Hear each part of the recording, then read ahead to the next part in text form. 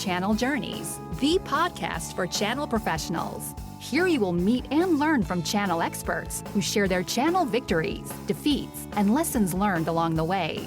Here's your host, channel chief and adventure seeker, Rob Spee. Hello, Channel Pros. Today we are diving into strategy and leadership. Here with us is Brian Glahn, the CEO of Verinext. Brian, you've got over 25 years of leadership and operating experience across a variety of technologies and mergers and acquisitions. And now you're leading Verinext, which was created by merging two companies. You were the CEO of Anexinet, and you merged with Veristore. Now you've created a new brand focused on delivering a full portfolio of what you say is the what's next for customers, what's next in digital transformation. And you partner with a full suite. I was checking out your website. You have a big suite of vendors that you work with to help customers simplify and modernize. And it looks like you're based right here in Atlanta. That's exactly right. Yeah, so we're neighbors. Yeah. Well, welcome to the show. Great to have you. I'm glad to be here. Thanks for including me. Yeah, my pleasure. How's the merger going? So we are I guess 3 years into it right now. So we're all the integration, all the cross opportunities, services, all the capabilities for all the companies are now baked into Verinext, and so all the rebrandings happen. So now we are just operating and rocking and rolling. It's been a good time. It's fun. How long did it take to complete all of those integrations of the systems and people and everything else? It took us close to a year to fully. We implemented all new systems. We were trying to get best of practices from each company, implement the best solutions that we could, that we knew in the marketplace, and make our employees efficient in our sales process for forecasting and helping work with our clients. So it took us about a year. Yeah. Okay. So you guys have been at it for a while now. Mm-hmm. I want to talk strategy and dive right into what's happening. What's the sort of the biggest trends that you're seeing that are shaping your strategy as a business? With technology, there's several that happen, and they're in different areas of the business. One of the biggest, and I'm sure you hear a lot, is people talking about AI. There's a lot happening in the virtualization space with VMware and Broadcom. But depending on the practice area, they all have their trends. I mean, for us, when we're developing a strategy, our strategy is coming from our clients. So we're looking at what our clients have, what they need, what we need to augment. How do we provide which solutions that'll fix their business outcome challenges? So that's kind of our strategy, is really to not tell people who we are. We try to be what people need, and the only way you do that is by asking your clients, what are you missing in your portfolio? What do you have in house? What do you need to outsource? And we'll play in those areas. So go ahead. Who are your target clients, from a geographic and sort of industry and size perspective? So we are primarily an East Coast regional play. We have offices in Atlanta, Charlotte, Nashville, Birmingham, Philly, Raleigh, Durham, and then we have some in the DC, Virginia area. So that's where we focus. We focus in the enterprise. I would say mid to higher. We have it across the board, but we also mid-market. We can create a tremendous amount of value there. So clients are clients to us, and so we don't overly differentiate that at the moment. You mentioned AI. That's obviously a big area that everyone's talking about. A lot of vendors are looking at how do they incorporate AI into their product portfolio. But what are you seeing from the customer perspective? What are your customers doing in the area of AI? It varies on, I would say how deep their technology needs are within an organization. If they have a lot of the expertise in house, that's usually where it starts. But the conversation has typically been understanding it. And with AI changing every week, every other week, they're looking at a moving target. So it's a little bit disruptive in that they don't know where it's going to finally land. So most of the conversations around assessing, creating a playbook for them on how to maximize efficiencies, leveraging AI by different teams in their organization. Oftentimes it leads to a data analytics, some type of cleanup or development of a data warehouse so they can have the right data to leverage the AI capabilities. So it goes in several different directions. But right now, what I'm seeing is a lot of assessments, a lot of questions around how to secure it, governance and compliance. Yeah. So there's certainly implementations that we've done full scale. But the mass majority of clients are really trying to figure out what they can do with it so they don't waste the investment. What does an implementation look like? You mentioned some key areas, data cleansing, data governance, data compliance. What else do you do? The first thing is security. So how do we operate in this world within the company without exposing our data outside our walls, right? So I think clean data, security, having a process, governance, compliance, understanding what you're going to do, trying it, testing it. Those are things that we're seeing implement. We do a lot. What we see a lot of our clients doing right now is they do user groups, based on their function within an organization, and they will talk about things that they could do more efficiently with certain mechanics of AI. So for us, it depends on the industry. It depends on their use of technology. But there's no question that it's coming to play in every conversation that we have right now. Are there any industries, Brian, or maybe functional areas that you think are further along on this journey? Yeah, certainly you would say hyperscale clients are further along. They're the first to adopt. Some of the super enterprise will certainly do it. Governments heavily investing in it right now. So those are the early adopters, the SaaS providers. They're certainly leveraging it, but it's difficult to explain in that there's significant use cases in a finance organization. There's significant in a logistics organization.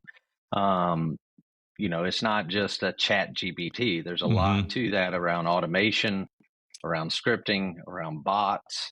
And then I think securing it is really where everybody's focusing. Yeah. How big of a challenge is it in terms of educating your staff, your people? Are the vendors providing the assistance and education needed on the different areas of AI? Yeah, and I think it's a little bit like when they talk about cloud. What is cloud to you? I think that's the question. What does AI mean? Defining what that means in that organization is one of the first steps. Yeah. Because it's a buzzword. There's a lot of different things associated with AI and a lot of ways to implement things that'll help them. But understanding what they know and where they can leverage it is first defining what's that mean to them. And I think that's every bleeding edge technology since I've been in this space has been that way. Yeah. So I think back and to date myself a little bit to thin client and what that meant, and no more servers in the market, no more compute, can be super big iron only, and now it's converted back. It's a little bit like the in-source, outsource. It changes depending on what the market's driving. So yeah. You work with a lot of vendors on an AI perspective. Is there anything that you wish your vendors would do more of or maybe less of? We typically are partnered with best of breed technologies. I mean, their R&D is excellent. We are an implementer. We are an educator. We're an integrator. We don't make the technologies, right? We're picking the technologies that'll best fit the environments that the clients are in. And so we have to align ourselves with several different manufacturers. Mm-hmm. And I think they're doing a great job. I mean, AI is new to the world. It is implemented in many of the products already from an infrastructure perspective. So I don't think it's new to our space. It's just new as a process or buzzword or ways to, I would say, be more efficient as an organization. Yeah. What about another topic, something that's happening a lot that we hear a lot about these days, tariffs, and just about every day we're reading about tariffs in the news and they're going up or they're going down or whatever. What kind of impact are you seeing from that? So I would tell you we're finishing up Q2 right now. We saw more what I consider FUD, just fear, uncertainty, and doubt. There was a lot in the political landscape that was causing that. There was a lot of pauses on things, I think, seeing what would happen. A lot of it's been, a lot of noise and not actually happening. So there was a temporary window where a lot of the manufacturers for shipping, where they were manufacturing stuff, there was fear of that. There might have been price increases that were on the way. But what we've seen right now is, the political landscape has calmed down. A lot of the tariff situations have gone away completely. We're not dealing with that on a day-to-day, but we did see customers saying, whoa, we either need to hurry up before tariffs are implemented, or, hey, let's slow down. Let's see how this plays out. For us, we're indifferent. We're there to, please our clients. So obviously we want to do business with them and get ready on projects. It's not funded to delay them, but, we got to do what's best for them. So. Has it had any impact on the growth of your company or in the kind of the planning and forecasting that you're doing? So a significant portion of our business is reoccurring or contractual in nature. So yeah. We're able to stabilize a good bit of that. I would say it's circumstantial based on client, industry.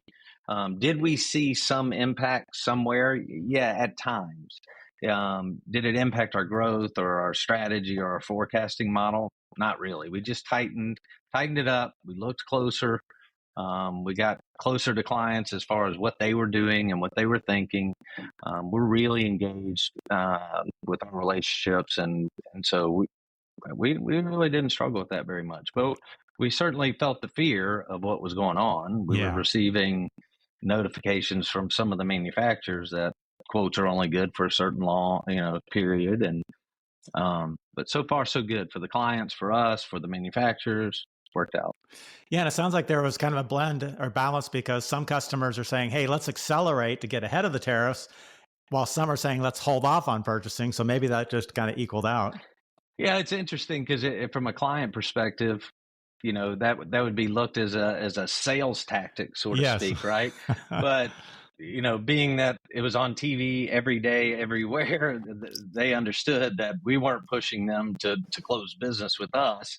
We were looking to not increase their pricing based off a delay. So we didn't see much, impact on that. I do think, with certain clients, there's still some delays, just depending on the industry. But so far as a whole, our bookings have been strong, and we're excited about what's happening. Yeah, and I do think there was a lot of FUD. I heard a report, was it just yesterday?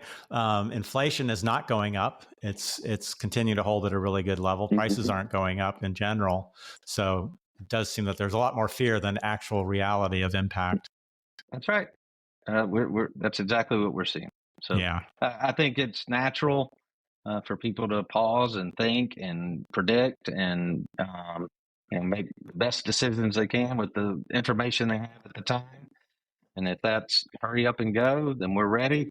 If that means, hey, let's take our time a little bit, let's plan a little better, and then we'll go later, we go. But what we do know is technology never stops.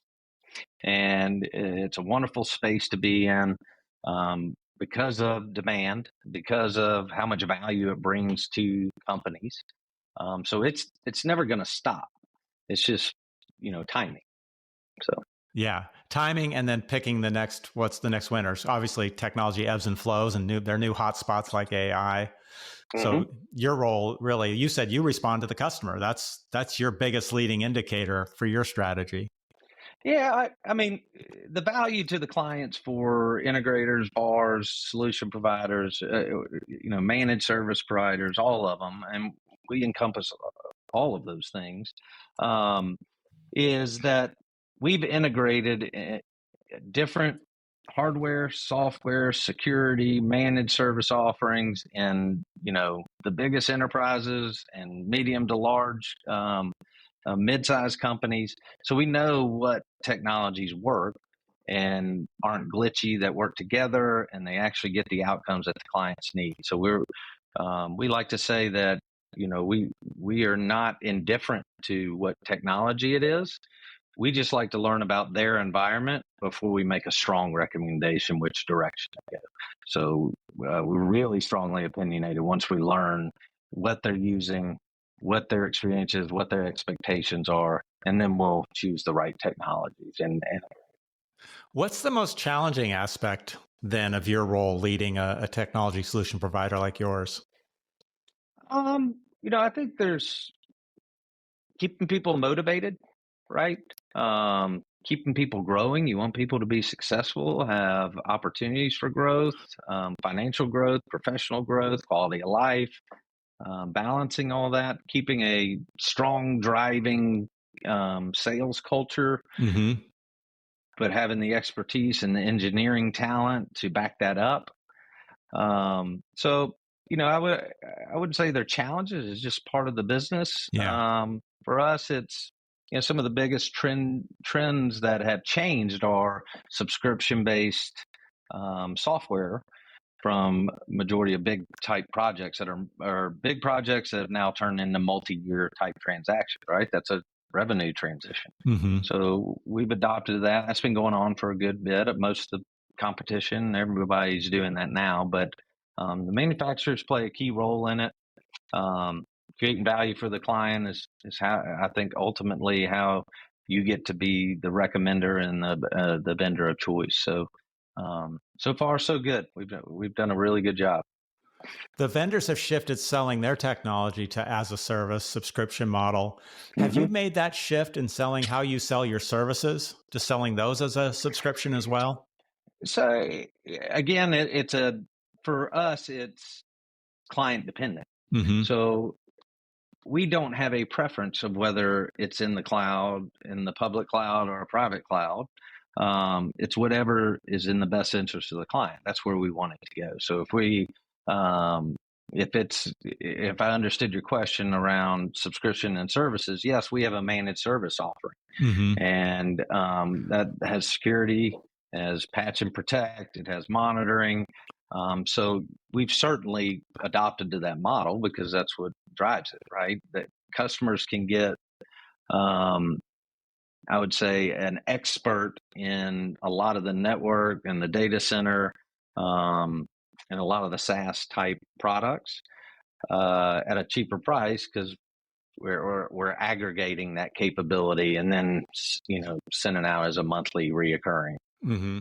Yeah. And what I was thinking about, Brian, was, the services that you provide for implementations or other services that you have that at what time you might have booked or billed as, time and materials or a fixed price. But I know some service providers and partners that I've worked with, we're now changing that model to align it to the subscription product revenue, right? And now selling their services as a monthly service and business that's model. Typically we consider that a managed offering. Service. Yeah. I mean, that's kind of I would say a general word for, monthly or annualized type payments. But, for services for us, it's indifferent. That's how the client is consuming it. Yeah. So, we'll adapt to that at any point, right? I mean, if that's the way people are purchasing, that's what we're going to go do. But I would say, time, materials, big project rollouts are complex. That sometimes that doesn't necessarily fit that model of a managed type offering. but in a lot of cases it does. So Yeah. I wouldn't say it's uniform or, it's cookie cutter. Yeah. It's different by client. It sounds like you're very flexible. You're driven by what the customer needs or what they want to do. Yeah. And I would say you have to be, right? So every customer is different. What they sell and what they provide to their clients is different. Some are very bleeding edge. Some are just leading edge. Some have really old environments. Mm-hmm. And so we have to adapt and understand the technologies down to the firmware of working with certain manufacturers that work together. And we rely heavily on our architects to design and architect the right solutions for clients.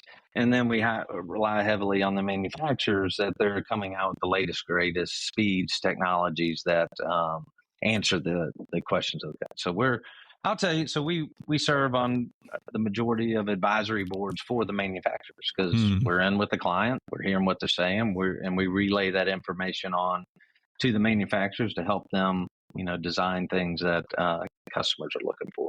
Yeah, that's very helpful. How about in terms of your leadership and steering your company through these various changes and shifts in the market? What's your compass for decision making? Where does that come from? Probably my father. My father's been in the space. My biggest mentor. I've watched how he's done it. Not as good as him, but I'm sure trying. But I think the more educated you are on the technologies, understanding the impacts that they're having, knowing how to get ahead of that, where to make investments, where to divest things that just are trending out, and being willing to make hard decisions sometimes is really what it's about in tech. And I don't think that's new, right? That happened a long time ago. And if you're going to be good at this, you have to adapt. And you have to be willing to look at the latest, greatest, and understand what trends are going to happen. We're going to be driving those directions. Tell me more about your dad. What did he do? So he was president and CEO of some of the largest tech companies, and with manufacturers and in the VAR space. And he's retired, but he's a hell of a mentor and my best friend. So that's where I learned a lot of it. Hope I can live up to him. He was quite a role model for you then. Definitely, life and personal and professional across the board. He actually was just here before we called in. So, oh, really? I got to visit with him. So very nice. Father's Day coming up, and yeah. But yeah, learned a lot and have other mentors in the space, and learned a lot from the private equity firms I've worked with. I've been grateful for that. Learned how to invest, not just from a financial perspective, but for companies and how to grow them and how to build robust sales organizations and value creation plans that make everyone successful. So, did you grow up here in Atlanta? So originally from Memphis, Tennessee. Memphis, so probably, yeah, you can tell that from the accent. But moved to Atlanta my senior year in high school, into my junior year, senior year. Went to school at Ole Miss and came back to Atlanta and been here ever since. So, did your dad talk shop at the dinner table? Yeah, I mean, we talk about everything. So, yeah. If I had questions when I was coming up, I started out in sales and I had a lot of questions, and he certainly put me in my place a few times and taught me some hard lessons. But he was great at people, and that's what this business, that's what clients are about. Yeah. Technology is going to change, but people are people, and that's something that he was great at. So I aspire to do what he's done in that space, and this is a people business. Do you have any particular stories or things you remember of lessons you learned about treating people from your dad? Well, I know that there is no gray area when it comes to ethics with my father. So he used to always say, if it feels gray, it's wrong. And those are things that stick with you, and you know it, and people self-justify it, but there's no gray area with that. You do what's right. And so, we all aspire to do that in our personal lives and professional lives. So it's a good lesson. Yeah, it is. I think the gray areas are where we get in trouble, right? That's right. That's right.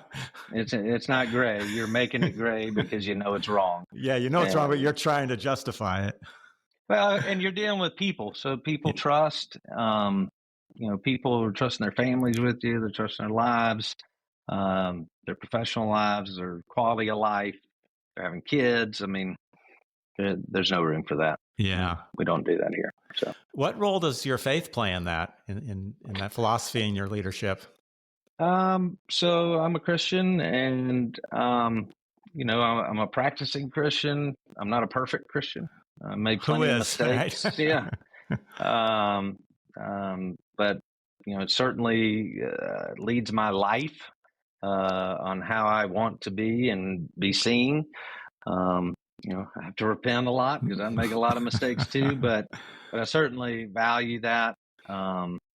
We have that in the organization. We have spaces for pretty much anyone in the org, but we do also have a Bible study that people do. That's a Zoom Bible study. It's really cool, and I'm glad that that's what drives them.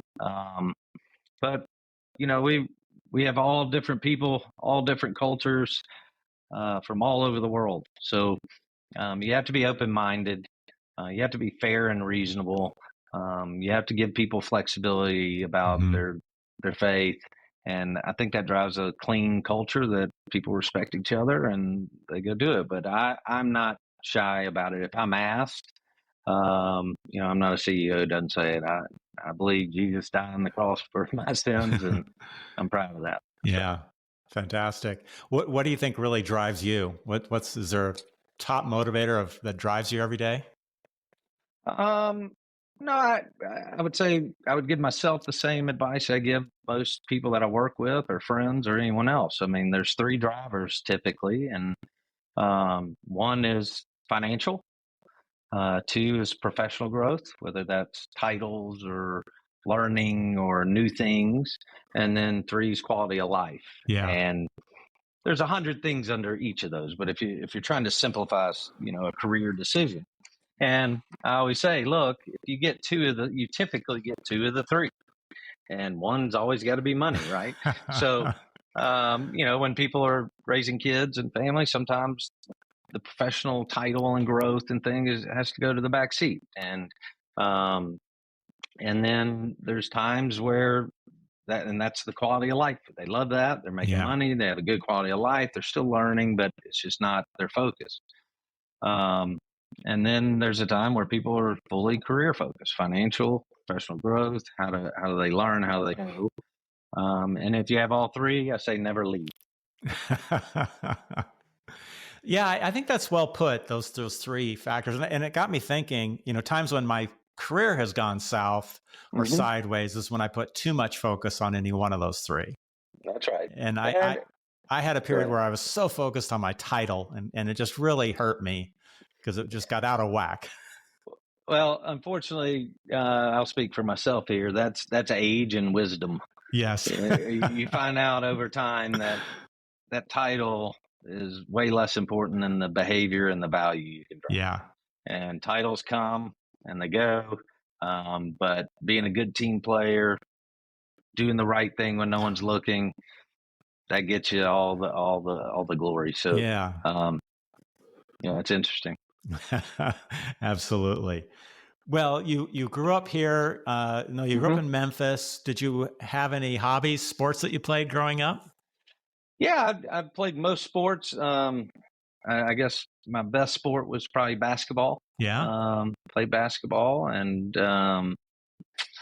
played that all the way through, played it through after college and, actually met the owners of Verinext, one of the merger that we did.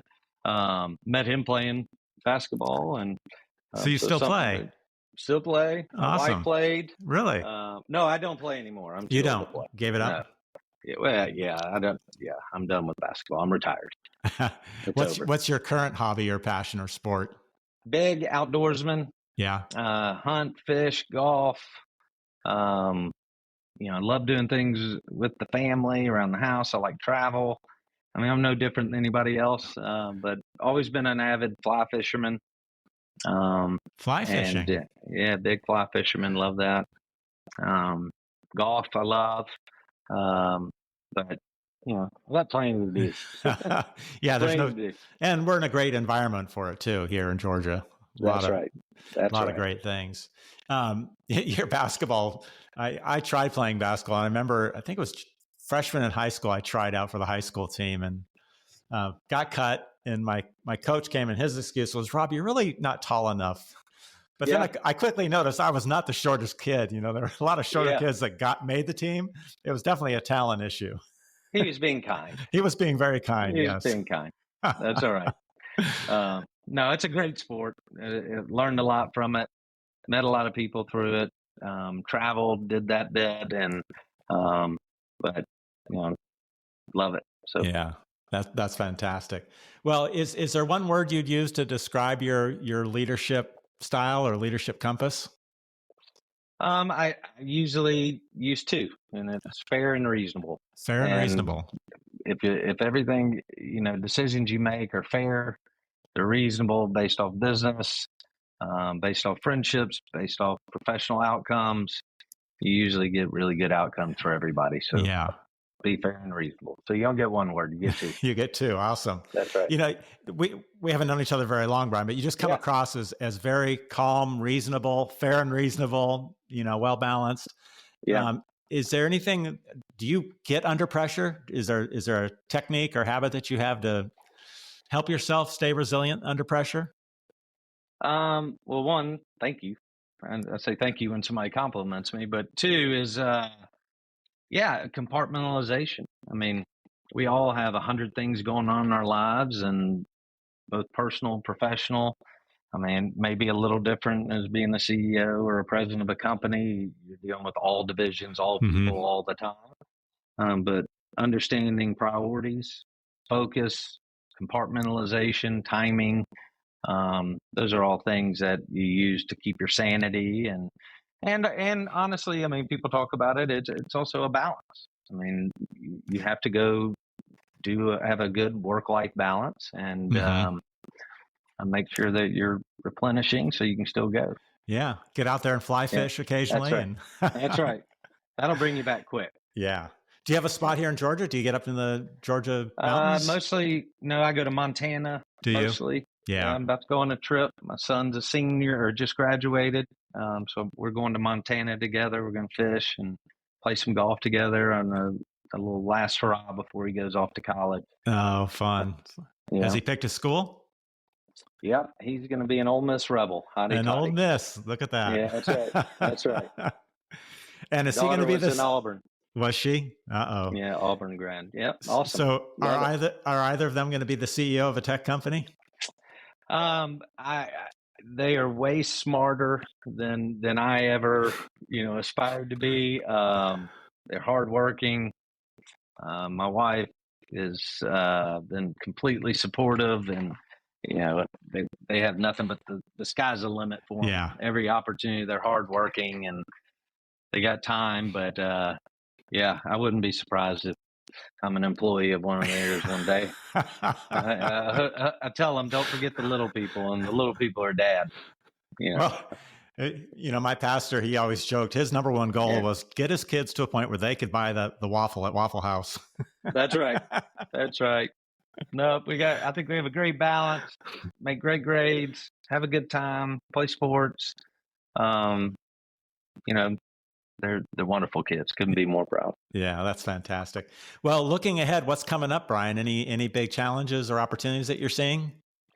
No, I think we covered most of it. I mean, the biggest thing that I would say the IT reseller industry has seen over the years is a massive roll up of a lot of the integrators and VARs and managed service providers by private equity. So it's not a matter of if, it's a matter of when.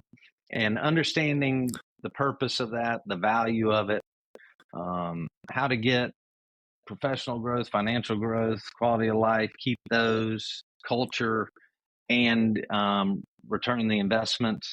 It's something I really love to do and enjoy. And, you get in between, and if nobody's happy, then you've done a great job. I would tell you what you learn is you make much bigger, stronger investments, move faster, and aggressively grow the business. And that's something that's super attractive to me, and something I enjoy being a part of. So, when we were chatting earlier, and I asked you, I think, about what kind of advice you would give others, and you mentioned a value creation plan. Mm-hmm. Tell me a little bit more about that. That's Stealing Mill Point Capital is our private equity firm. And that's a philosophy and a process that they do at the beginning of investments. Many, I would say, they might call them different names, but it's a plan. And it's saying, where are we going to focus over the next 3 to 5 years? Where are we going to invest? What are the tactical things that we're going to do? What are our goals? And if we are working on things that are outside of the value creation plan, we're not maximizing, opportunity. So everything we talk about here is that something that's related to our goals in the value creation plan? Now those change and they adopt, and based on the environments. But having a plan and a focus is critical, because you got to be good at a lot of things, and picking the 2 to 3 that you're the strongest and you're the best, and maximizing that opportunity is critical in this space. So that's it. That's what we do. I love boating and sailing, so I'm always thinking in terms of navigation. Is that a bit of a compass for you, just to make sure kind of you check things, make sure you're staying on plan?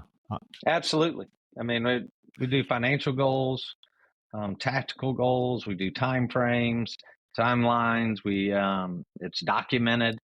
So it's professionally done, whereas a lot of people operate on feel. Mm-hmm. And a value creation plan kind of hurts people's feelings sometimes, because it tells you whether you're doing a good job or you're not. And it's not whether you're working hard. A lot of people work hard and don't get a good result, right? So everyone's working hard. I've never met anybody who was overpaid and underworked.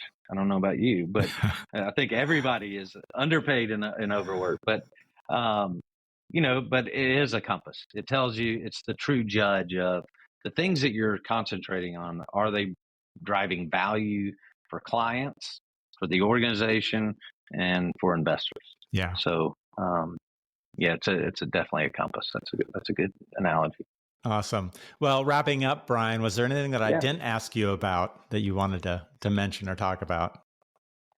Oh, I mean, you got faith, you got my hobbies, my dad you brought into, you're trying to make me tear up or something.